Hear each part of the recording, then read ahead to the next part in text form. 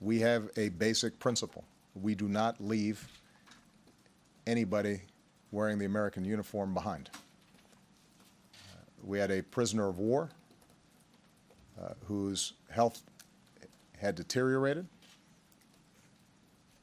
and we were deeply concerned about, and we saw an opportunity, and we seized it, and I make no apologies for that.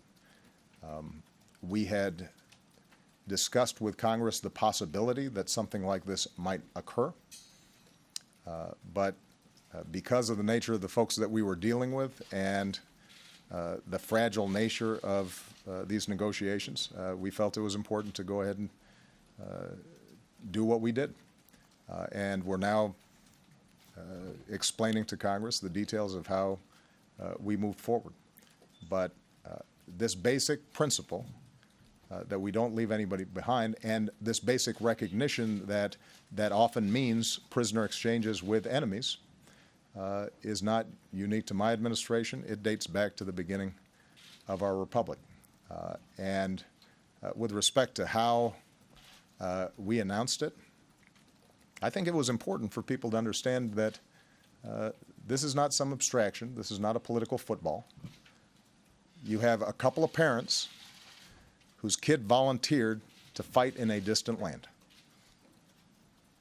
who they hadn't seen in 5 years and weren't sure whether they'd ever see again.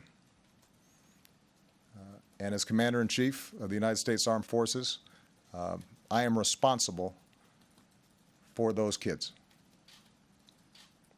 And I get letters from parents who say, if you are in fact sending my child into war, make sure that that child is being taken care of. And I write too many letters to folks who, unfortunately, don't see their children again after fighting a war.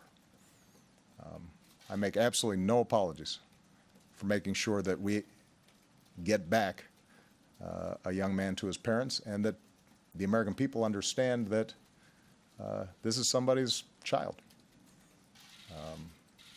and that we don't condition whether or not we make the effort to try to get them back.